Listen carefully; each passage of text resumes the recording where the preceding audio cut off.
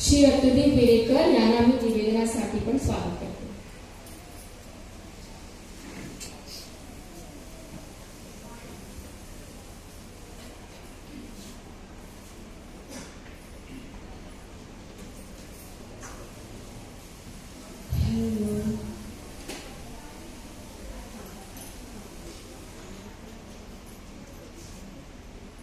नमस्कार. रखरखणारा, हैराण करणारा चैत्र वैशाख, ज्येष्ठ आषाढात पावसाचा धुवाधार वर्षा, आणि अशा वेळी माणसाला दिलासा लाभतो तो श्रावणात. श्रावणातील पावसाचे वर्णन करताना बालकवी म्हणतात, श्रावण मासी हर्ष मानसी, हिरवळ दाटे चोहीकडे, क्षणात येते सरसर शिलवे, क्षणात फिरुनी ऊन पडे. तर कविश्रेष्ठ कुसुमाग्रज म्हणतात, हासरा नाचरा जरासा लाजरा, सुंदर साजरा श्रावण आला. आणि याच शुद्ध सात्विक पवित्र श्रावण मासात श्री संत गाडगे महाराजांच्या या वास्तूत वार्षिक सत्यनारायण महापूजा, त्या सत्यनारायणाच्या चरणी नतमस्तक होऊन खऱ्या अर्थानं स्वच्छता अभियानाचे जनक संत श्रेष्ठ गाडगे महाराजांना वंदन करू. आज इथं कुमारी वैष्णवीला जो मंच मिळाला त्याचे खरे मानकरी श्री कृष्णनाथ बोरकर यांना नमन करून इथं जमलेल्या रसिक प्रेक्षकांचं हार्दिक स्वागत करू आता या संगीत कार्यक्रमाला आम्ही सुरुवात करत आहोत.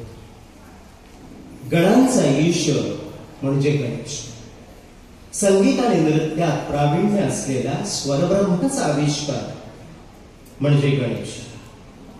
ओंकार स्वरूप श्री गणरायांच्या रूपात तुकाराम महाराजांना साक्षात ब्रह्मा विष्णू आणि महेशांचं दर्शन होतं, तेव्हा तुकाराम महाराजांच्या लेखणीतून साकारतो हा सुंदर अभंग जो गायला आहे सुमन कल्याणपूर यांनी आणि स्वरबद्ध केला आहे कमलाकर भागवत यांनी. पेश आहे अभंग.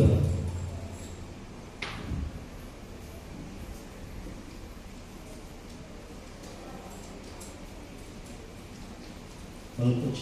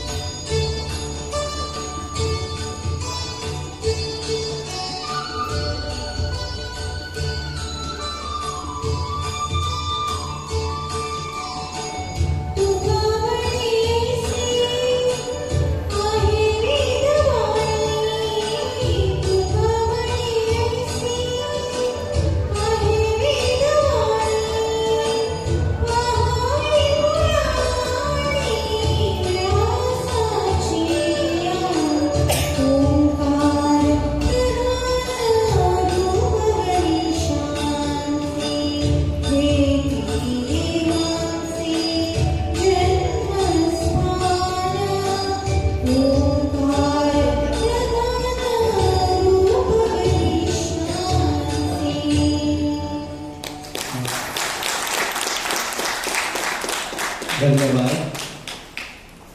श्रोते हो, पौराणिक मान्यतेनुसार वसंत पंचमीला सरस्वती प्रकट झाली होती. ब्रह्मदेवाने सृष्टीची रचना केली, त्यानंतर मनुष्याची रचना केली. मनुष्याची रचना केल्यानंतर देखील ब्रह्मदेवाला सगळीकडे शांती, मौन असल्यासारखं वाटलं. आणि शेवटी श्रीहरी विष्णूंच्या परवानगीनं ब्रह्मदेवाने एका सुंदर चातुर्भुज स्त्रीची रचना केली.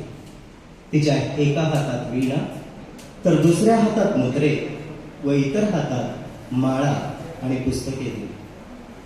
जसजसं देवी शारदेनं वीणा वाजवण्यास सुरुवात केली, तसतसं सर्व जीव जंतूंना वाणी प्राप्त झाली.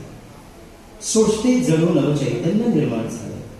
पुढचं गाणं आहे शांता शेळके लिखित, स्वरबद्ध केलंय श्रीधर फडके यांनी आणि गायला आहे मेलोडी क्वीन आशा भोसले यांनी. खरं तर हे खूप वरच्या नोटवरचं गाणं आहे.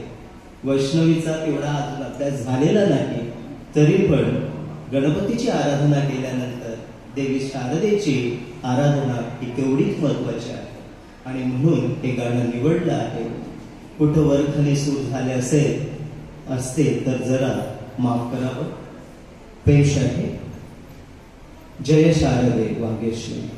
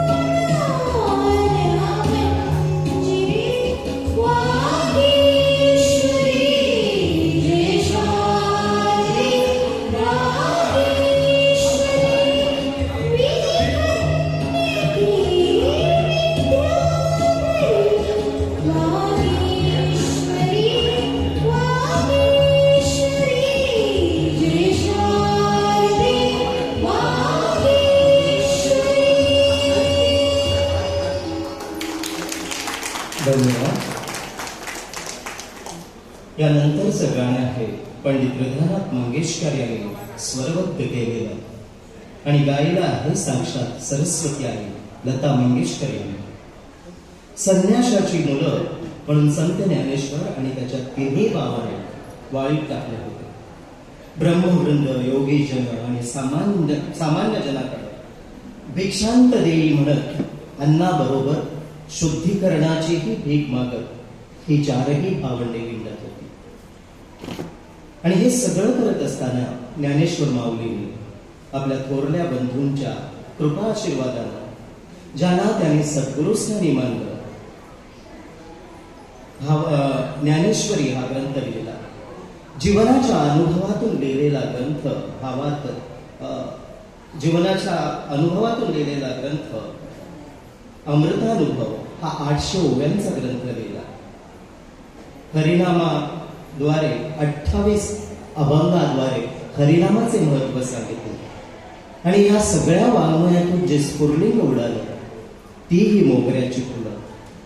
माऊलींनी जे छोटेसे रोप लावले ते आईवडिलांच्या अश्रूंच्या पाण्याने गगनापर्यंत पोहोचले. गगनापर्यंतच, गगनावर नाही. ज्ञानेश्वर माऊलींनी चातुर्याने गगनावेरी हा शब्द वापरला आहे. यात माऊलींचा नम्रपणा व समर्पणाचा भाव व्यक्त होतो. त्यात कोठेही अहम नाही, अहंकार नाही. या एका शब्दामुळे हा संपूर्ण अभंग नम्रतेचं प्रतीक बनला आहे. मनात असलेले सगळे गुंते सोडून त्याचा शेला विणला आहे. माऊलींच्या वडिलांचे नाव विठ्ठलपंत आणि आईचे नाव रखुमाबाई, त्यांना तो अर्पण केला. सादर आहे मोगरा फुलला, मोगरा फुलला.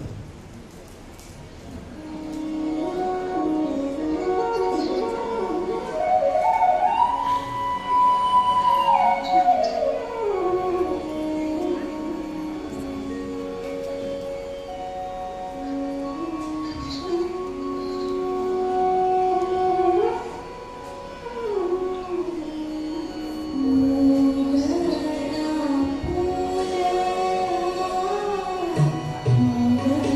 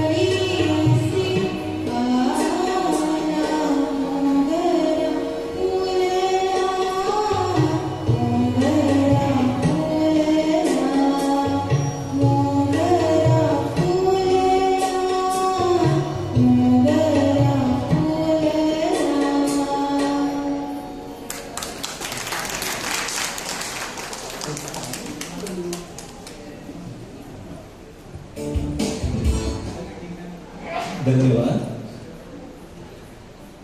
मनात आलेल्या भावना पुन्हा एकाच्या हृदयापर्यंत पोहोचवणं म्हणजे भावगीत. उत्तम काव्य गुण असलेली कविता जेव्हा गीत होते तेव्हा ती भावगीताचा जन्म घेते. असे अनेक कविवर्य बाबा बोरकर, शांता शेळके, विंदा करंदीकर, अशोक परांजपे, सुधीर मोगे, मधुकर जोशी व इतर यांनी मराठी माणसाच्या मनामध्ये भावगीत रुजवली आणि त्या गीतांना जनसामान्यापर्यंत पोहोचवलं. आपल्या सुमधुर सुस्वराने नटवलं ते अरुण दाते, सुमन कल्याणपूर, माणिक वर्मा, लता मंगेशकर, मालती पांडे, सुरेश वाडकर, आशा भोसले, अनुराधा पौडवाल यांनी. असंच एक अप्रतिम भावगीत अशोकजी परांजपे लिखित, सुमन कल्याणपूर यांच्या सुमधुर आवाजात व अशोक पत्की यांच्या संगीतानं म्हटलेलं हे गाणं तुमच्या समोर सादर करत आहे. केतकीच्या बनी तिथे नाचला पेटवला.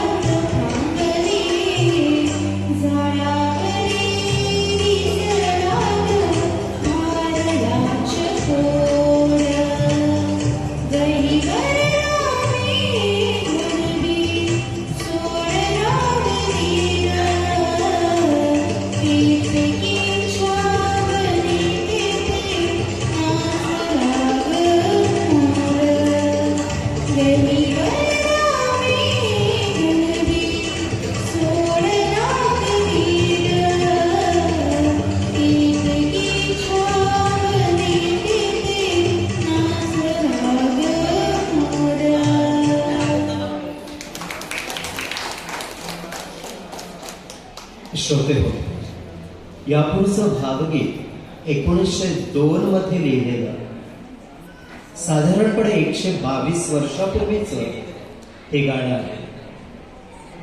मराठी चित्रपट येण्याआधीच पहिला मराठी चित्रपट आला 1913 मध्ये, आणि हे गीत, ही कविता जी लिहिली होती ती 1902 मध्ये कवी भास्कर रामचंद्र तांबे यांनी ही कविता लिहिली आहे. तांबे हे ग्वाल्हेरकडचे, त्यामुळे उर्दू शायरीचा अभ्यास आणि प्रभाव दोन्हीही त्यांच्या कवितेतून आपल्याला दिसेल. तांबे यांनी 200हून अधिक कविता लिहिलेल्या आहेत. 1937 मध्ये त्यांना ग्वाल्हेरचे राजकवी हा बहुमान प्राप्त झाला. तिन्ही सांज आहे निव्वळ प्रेमगीत आहे. या गाण्यात प्रियकर आपल्या सखीला वचन देतो आहे आणि आपलं नातं किती पवित्र आणि निर्मळ आहे हे सांगतो आहे. हे गाणं स्वरबद्ध केलंय हृदयनाथ मंगेशकर यांनी आणि गायलं आहे स्वरसम्राज्ञी लता मंगेशकर यांनी. पेश आहे या पुढचं गाणं. Thank you.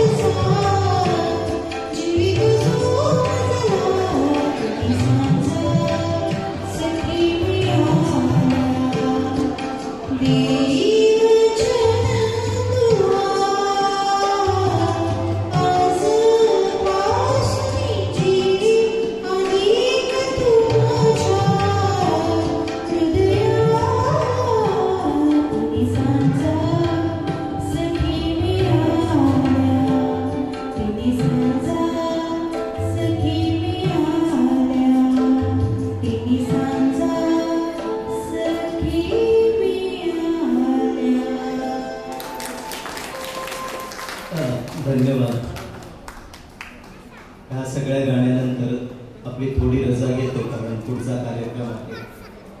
परत एकदा आम्ही पसायदानासाठी शेवटी इथे येऊ. ते शेवटचं पसायदान राहील कार्यक्रमाच्या शेवटी. आवर्जून माझे सर तो उल्लेख मी इथं करतोय.